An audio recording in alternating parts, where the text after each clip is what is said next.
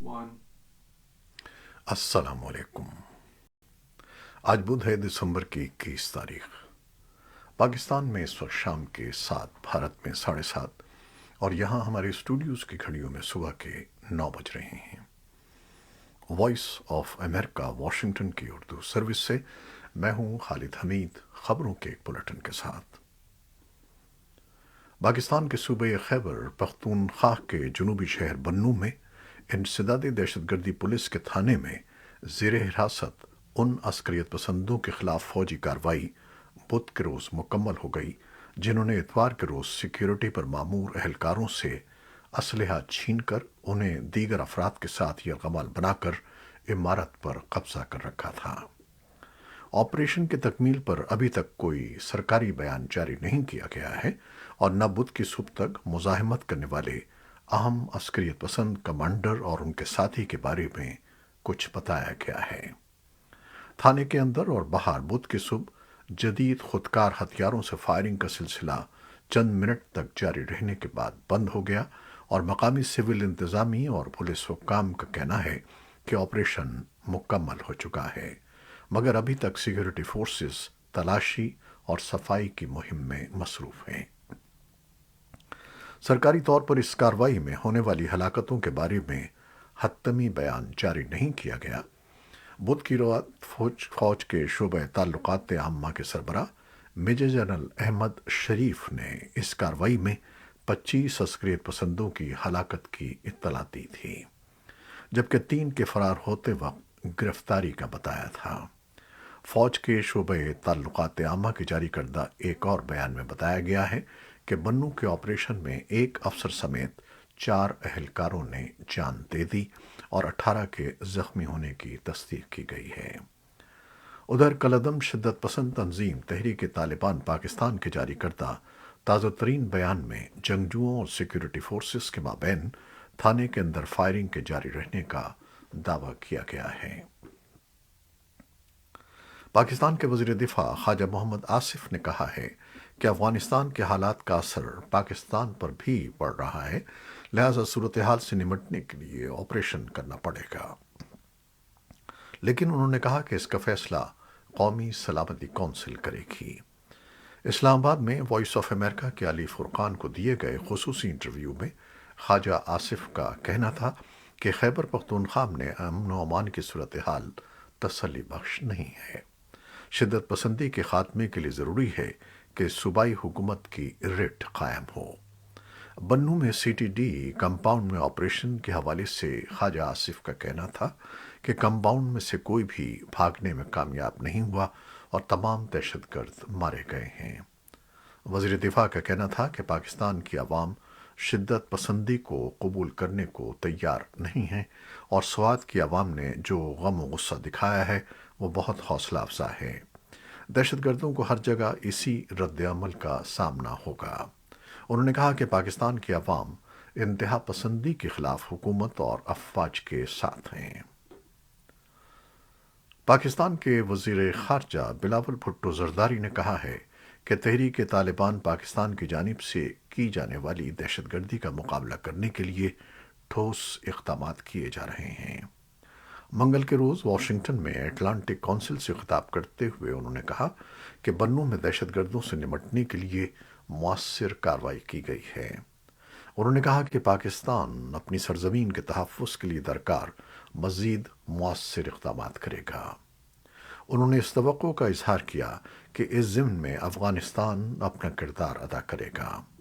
بلاول بھٹو زرداری نے کہا کہ انہیں امید ہے کہ 9 جنوری کو پاکستان کے سیلاب زدگان کی امداد کے لیے اقوام متحدہ کے توسط سے منعقد ہونے والی بین الاقوامی کانفرنس میں سیلاب متاثرین کے لیے ٹھوس اقدامات کیے جائیں گے۔ پاکستان اور امریکہ کے تعلقات کے حوالے سے ایک سوال کے جواب میں انہوں نے کہا کہ دونوں ملکوں کے تعلقات میں کافی بہتری آئی ہے اور قربتیں بڑھی ہیں۔ پاکستان کے صدر عارف الوی نے جمعرات 22 دسمبر کو قومی اسمبلی کا اجلاس طلب کر لیا ہے۔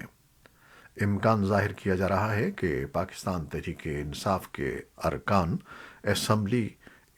اسمبلی اس اجلاس میں اپنے استعفوں کی تصدیق کر سکتے ہیں، جس کے بعد وفاق کی سطح پر حکومت کے لیے مزید مشکلات پیدا ہو جائیں گی۔ پاکستان تحریک انصاف نے اپریل میں حکومت تبدیلی کے بعد قومی اسمبلی کا رخ نہیں کیا ہے اور اس وقت سے اب تک ان ارکان کی رکنیت کے حوالے سے صورتحال واضح نہیں ہے۔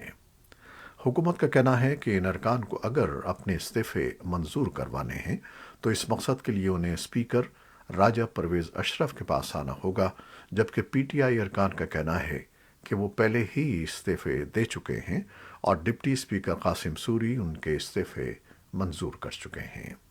اس صورتحال میں اب سابق وزیر اعظم عمران خان نے اعلان کیا تھا کہ ان کے ارکان قومی اسمبلی کے اجلاس میں شاہ محمود قریشی کی قیادت میں ایک ساتھ اسمبلی جا کر اپنے استعفوں کی تصدیق کر دیں گے۔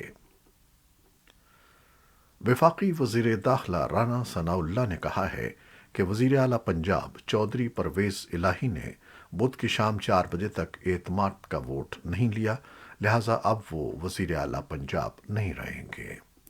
نجی نیوز چینل جیو نیوز سے گفتگو کرتے ہوئے رانا ثناء اللہ کا کہنا تھا کہ گورنر پنجاب بلیغ الرحمان شام 4 بجے کے بعد نیا ڈیکلریشن جاری کریں گے، جس کے بعد چودھری پرویز الہی اپنے منصب پر فائز نہیں رہ سکیں گے۔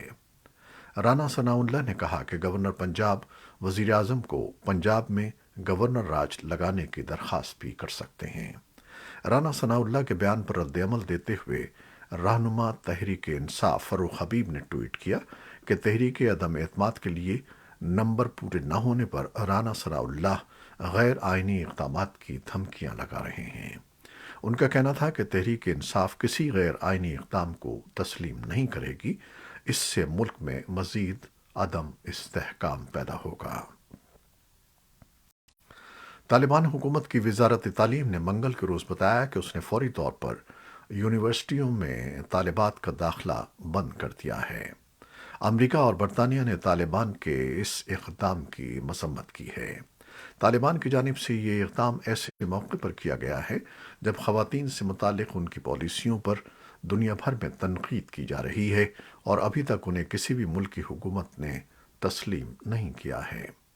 منگل ہی کے روز امریکہ اور برطانیہ کی حکومتوں نے طالبان کی جانب سے یونیورسٹیوں تک خواتین کی رسائی پر پابندی کی مذمت کی ہے۔ یہ اعلان ایسے موقع پر کیا گیا ہے جب نیو یارک میں اقوام متحدہ کی سلامتی کونسل کا افغانستان کے معاملے پر اجلاس جاری ہے۔ اس موقع پر امریکہ اور برطانیہ کے اقوام متحدہ میں موجود سفیروں نے اس اعلان کی مذمت کی۔ اقوام متحدہ کے سیکریٹری جنرل، امریکی وزیر خارجہ، امریکی خصوصی ایلچی اور OIC سمیت انسانی حقوق کی بین الاقوامی تنظیموں نے طالبات پر طالبان کی نئی پابندی کی مذمت کی ہے۔ UNAMA کے نائب سربراہ مراکس پوتسل نے ایک ٹویٹ میں افغانستان میں لوگوں سے نئی پابندی کے خلاف آواز اٹھانے کی اپیل کی ہے۔ امریکی ناظم الامور کیرن ڈیکر نے بھی کئی ٹویٹس میں مردوں پر زور دیا ہے کہ وہ افغانستان میں خواتین کے ساتھ کھڑے ہوں، لیکن طالبان کے اعلیٰ تعلیم کے وزیر نے ایک ٹویٹ میں نئی پابندی کا دفاع کیا ہے۔ ہیومن رائٹس واچ کا کہنا ہے کہ یہ ایک شرمناک فیصلہ ہے جو افغانستان میں خواتین اور لڑکیوں کے تعلیم کے حق کی خلاف ورزی کرتا ہے۔ طالبان ہر روز واضح کر رہے ہیں کہ وہ افغان عوام، خصوصاً خواتین کے بنیادی حقوق کا احترام نہیں کرتے۔ پاکستان نے افغان حکام پر زور دیا ہے کہ وہ افغانستان میں طالبات کے لیے یونیورسٹی اور اعلیٰ تعلیم کی معطلی کے فیصلے پر نظر ثانی کریں۔ قطر نے بھی ایک بیان میں طالبان کی جانب سے یونیورسٹیوں میں خواتین پر پابندی کے اقدام پر گہری تشویش کا اظہار کیا ہے۔ عبداللہ اور گلبدین حکمت یار سمیت افغان سیاستدانوں نے طالبان حکومت کی جانب سے یونیورسٹیوں میں لڑکیوں کی تعلیم پر نئی پابندی پر رد عمل ظاہر کیا اور اس فیصلے کی مذمت کی۔ افغانستان میں متعدد طالبات نے وائس آف امریکہ کو بتایا کہ طالبان نے بدھ کے روز سرکاری اور نجی یونیورسٹیوں کے سامنے کے دروازوں پر مزید سیکیورٹی اہلکار تعینات کیے ہیں اور ان طالبات کو روکا ہے جو طالبان کی پابندی کو نظر انداز کر کے یونیورسٹیوں میں داخل ہونا چاہتی تھیں۔ باختر خبر رساں ایجنسی نے وزارت اعلیٰ کے ترجمان حافظ ضیاء ہاشمی کے حوالے سے بتایا ہے کہ طالبان حکومت کے کابینہ کے فیصلے کی بنیاد پر سرکاری اور نجی یونیورسٹیوں میں خواتین کی تعلیم کو اگلے اعلان تک معطل کر دیا گیا ہے۔ امریکی نمائندہ خصوصی تھامس ویسٹ نے طالبان حکومت کی جانب سے 2 امریکیوں کی رہائی کی تصدیق کرتے ہوئے ان کی رہائی کا خیر مقدم کیا ہے۔ انہوں نے کہا کہ ہم ان کی اچھی صحت اور ان کے اہل خانہ کے پاس محفوظ واپسی کے خواہاں ہیں اور ہم انہیں ہر طرح کی مناسب مدد فراہم کرتے رہیں گے۔ بھارت کے زیر انتظام کشمیر میں بیرونی سرمایہ کاری میں حالیہ برسوں میں کمی آ گئی ہے۔ بھارت کے زیر انتظام کشمیر کی حکومت یہ دعویٰ کر رہی تھی کہ 5 اگست سن 2019 کے بعد علاقے میں بیرونی سرمایہ کاری کے لیے سازگار ماحول فراہم کیا گیا ہے۔ جموں و کشمیر کے سربراہ انتظامیہ لیفٹیننٹ گورنر منوج سنہا نے حال ہی میں کہا تھا کہ اگست سن 2019 کے بعد علاقے کے صنعتی شعبے نے نشو و نما پائی ہے اور بڑے پیمانے پر صنعتی سرمایہ کاری نے اس کے شاندار مستقبل کے لیے ایک مضبوط بنیاد ڈالی ہے۔ بھارتی پارلیمان میں جموں و کشمیر میں بیرونی سرمایہ کاری سے متعلق اعداد و شمار ظاہر کیے جانے کے بعد حزب اختلاف کی جماعتوں نے حکومت کو آڑے ہاتھوں لیتے ہوئے اس پر جھوٹ بولنے اور لوگوں کو گمراہ کرنے کا الزام عائد کیا ہے۔ یوکرین کے صدر ولادیمیر زیلنسکی آج بدھ کو امریکہ کا دورہ کر رہے ہیں۔ وہ وائٹ ہاؤس جائیں گے اور کانگریس کے مشترکہ اجلاس سے خطاب کریں گے۔ روس کے حملے کے بعد سے یوکرین سے باہر ان کے اس دورے کا باضابطہ طور پر اعلان کیا گیا ہے۔ امریکی انتظامیہ کے ایک سینئر اہلکار نے صحافیوں کو بتایا کہ امریکہ کے صدر جو بائیڈن نے زیلنسکی کو اپنی قومی سلامتی کی ٹیم اور کابینہ سے ملاقات کی دعوت دی ہے۔ اہلکار نے کہا کہ بات چیت میں میدان جنگ میں پیش رفت کے بارے میں بھرپور حکمت عملی پر تبادلہ خیال کیا جائے گا۔ انتظامیہ کے سینئر اہلکار نے کہا کہ امریکہ اعلان کرے گا کہ یوکرین کے لیے فوجی امداد کے ایک نئے پیکج میں پیٹریاٹ میزائل بیٹریاں شامل ہوں گی، جو یوکرین کے لیے پہلے حاصل کیے گئے ساز و سامان سے زیادہ جدید فضائی دفاعی نظام ہے۔ زیلنسکی کے دورے سے توقع ہے کہ ان کے ساتھ $1.8 بلین کے بڑے فوجی امدادی پیکج کے وعدے کیے جائیں گے، جس سے ان کے ملک کو روسی جارحیت سے اپنے دفاع میں مدد ملے گی۔ کرملن نے بدھ کو خبردار کیا کہ کیف کو امریکی ہتھیاروں کی سپلائی میں اضافہ روس کے غیر قانونی حملے سے شروع ہونے والی تباہ کن جنگ کو بڑھا دے گا اور یہ جنگ زیادہ یوکرین کے لیے اچھی نہیں ہے۔ کرملن کے ترجمان دمیتری پیسکوف نے نامہ نگاروں کو بتایا کہ امریکہ کی طرف سے ہتھیاروں کی سپلائی جاری ہے اور اس سے یقیناً تنازع میں اضافہ ہوتا ہے اور درحقیقت یوکرین کے لیے یہ اچھا نہیں ہے۔ پیسکوف کا یہ بیان اس خبر پر پہلا سرکاری روسی رد عمل ہے کہ یوکرین کے صدر ولادیمیر زیلنسکی امریکی صدر جو بائیڈن کے ساتھ ایک سربراہی اجلاس کے لیے واشنگٹن جا رہے ہیں۔ وائٹ ہاؤس کے حکام نے منگل کو بتایا کہ صدر جو بائیڈن شمالی امریکہ کے رہنماؤں کے سربراہی اجلاس کے لیے اگلے ماہ میکسیکو جائیں گے۔ بائیڈن 9 اور 10 جنوری کو میکسیکو کے صدر آندرے مینوئل لوپیز اوبریڈر اور کینیڈا کے وزیر اعظم جسٹن ٹروڈو سے ملاقات کریں گے۔ وائٹ ہاؤس کے قومی سلامتی کے ترجمان جان کربی نے کہا کہ رہنما اقتصادی استحکام، سلامتی اور امیگریشن سمیت دیگر موضوعات پر بات کریں گے۔ اردن میں مشرق وسطیٰ اور یورپ کے رہنما منگل کو ایک کانفرنس میں جمع ہوئے جس کا مقصد عراق میں سلامتی اور استحکام کو تقویت دینا تھا۔ عراق کا استحکام اور سلامتی کئی دہائیوں سے اندرونی اور بیرونی تنازعات کی وجہ سے متزلزل ہے۔ تعاون اور شراکت داری کے لیے بغداد کانفرنس گزشتہ سال عراق میں فرانس کے تعاون سے بلائی گئی تھی اور منگل کے روز کانفرنس کا انعقاد بھی اسی کی ایک کڑی تھی۔ ایران کے وزیر خارجہ نے بدھ کے روز کہا کہ انہوں نے اپنے سعودی ہم منصب سے گزشتہ روز اردن میں ہونے والی ایک کانفرنس کے موقع پر بات کی جو سن 2016 میں تعلقات منقطع ہونے کے بعد سے حریف ریاستوں کے حکام کے درمیان اعلیٰ سطح کا ایک رابطہ ہے۔ کیلیفورنیا کے انتہائی شمالی ساحل پر منگل کے روز ایک طاقتور زلزلہ آیا جس کی شدت 6.4 تھی۔ زلزلے کے نتیجے میں گھروں، سڑکوں اور پانی کے نظام کو نقصان پہنچا اور ہزاروں افراد بجلی سے محروم ہو گئے۔